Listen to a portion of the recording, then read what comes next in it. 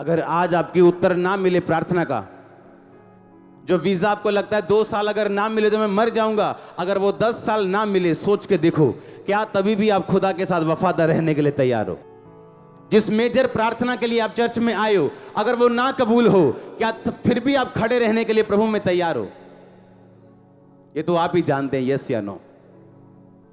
एक टाइम आता है क्रिश्चियनिटी में जब आपको फैसला करना होता है, हाँ भाई आगे जाना है कि बस करें, क्विट करना है कि आगे बढ़ना है, क्या करना है, एक फैसला करना है मेरे को। और वो फैसला निर्धारित करता आप कितनी ऊंचाई तक जाएंगे। और याद रखो, आप परखे जाएंगे, और जब परख आएगी वो निराशा पैदा करती, दुख पैदा करती। लेकिन अगर आप सच्चे क्रिश्चियन हैं, अगर आप झूठे नहीं हैं, बाबाओं की तरह चर्च में नहीं आते हैं, अगर आप खुदा को ढूंढने के लिए चर्च में आते हैं और आपने खुदा को दिल में बसाया है, आप परखे जाएंगे। परख में सफल रहे तो आप प्रमोट किए जाएंगे, आपकी प्रमोशन होगी आत्मा में और शरीर में।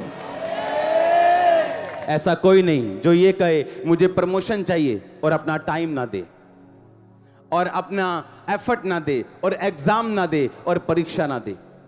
लेकिन बाइबल कहती है, यूहन्ना कहता है, याकूब कहता आजकल परीक्षा आनंद की नहीं बल्कि दुखों की बात जान पड़ती। मैं प्रेरितों के काम में इब्रानियों में बहुत जगह पढ़ रहा था, वहां पे लिखा था बहुत सारे लोगों ने अपनी संपत्तियां आनंद से लुटने दी, बहुत सारे लोगों पे बड़े दुख आए मसीह के नाम को आगे बढ़ाने के कारण। और लिखा मूसा ने भी अपने मिस्र के पूरे भंडार को, लाखों करोड़ों रुपए के भंडार को मसीह के कारण छोड़ दिया। उसने मसीह के कारण निंदित होने को उस भंडार से भी ज्यादा बड़ा धन समझा। परमेश्वर ने कहा अगर मैं तुझको बेटा बनाऊंगा मैं कोड़े लगाऊंगा, मैं तुझको बेटी बनाऊंगा मैं कोड़े लगाऊंगा। अगर तेरी परख नहीं हुई तो तू नाजायज संतान है, तो जायज संतान नहीं। अगर तेरे परख नहीं हुई तो तू मेरी बेटी बनी नहीं है, अभी तो मेरा बेटा भी बना ही नहीं है। हालेलुया। आपका विश्वास हिलना नहीं चाहिए।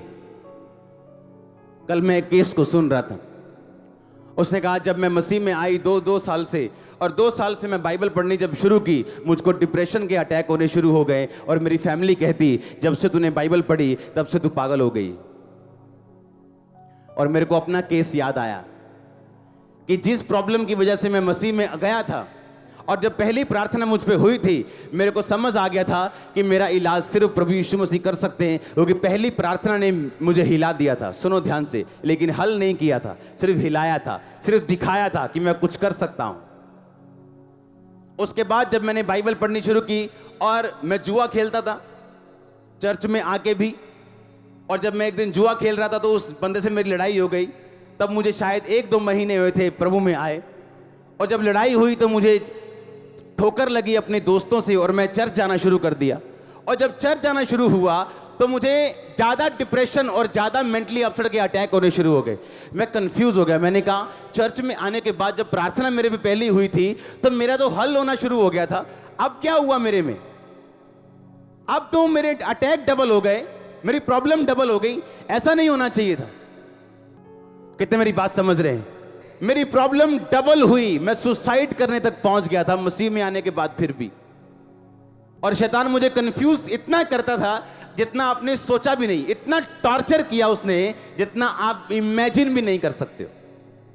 और उस चीज ने मुझे रोजे रखने के लिए मजबूर किया, पवित्रताई पे चलने के लिए मजबूर किया, फास्टिंग करने के लिए मजबूर, प्रेयर करने के लिए, बाइबल रीडिंग करने के लिए, ऑयल, अनॉइंटिंग ऑयल लगा के माथे पे, सिर पे 6-6 घंटे में बाइबल पढ़ता था। 3 दिन 4 दिन में नया नियम खत्म करता था। और उसके बाद परमेश्वर ने मुझे फ्री किया उस डिप्रेशन से, जब 6वीं बार मैंने 40 रोजे रखे हुए थे। हालेलुया। उसने तब नहीं सुनी जब मैंने कहा, उसने तब सुनी जब वो टाइम निकल गया, वो परीक्षा का टाइम खत्म हो गया, जब वो टाइम जिसका मकसद परमेश्वर का मुझे तैयार करना था, जब वो टाइम खत्म हो गया, परीक्षा खत्म हो गई। अगर आज मैं गारंटी देता हूं, अगर आज खुदावंद हमको फाइनेंशियली ब्लेस कर दे, आप में से 40% लोग अपनी साल्वेशन खो जाएंगे, इस संसार में खो जाएंगे। अगर आज आप अमीर हो जाओ तो, अगर आज आपका विरोध होना बंद हो जाए, आपकी प्रार्थना का जीवन ठंडा हो जाएगा। अगर आज आपका विरोध होना बंद हो जाए, आपकी प्रेयर लाइफ फिनिश हो जाएगी। वो विरोध आपको जगाए रखता है, वो परीक्षा आपको बनाए रखती। आपकी लाइफ का बेस्ट मसा आपकी लाइफ पे तब उतरता है जब आप परीक्षा के दिनों में होते हो। लेकिन परीक्षा कोई भी लेना नहीं चाहता। सब बरकत चाहते हैं, वीजा चाहते हैं, आशीष चाहते हैं, लेकिन परीक्षा कोई नहीं चाहता।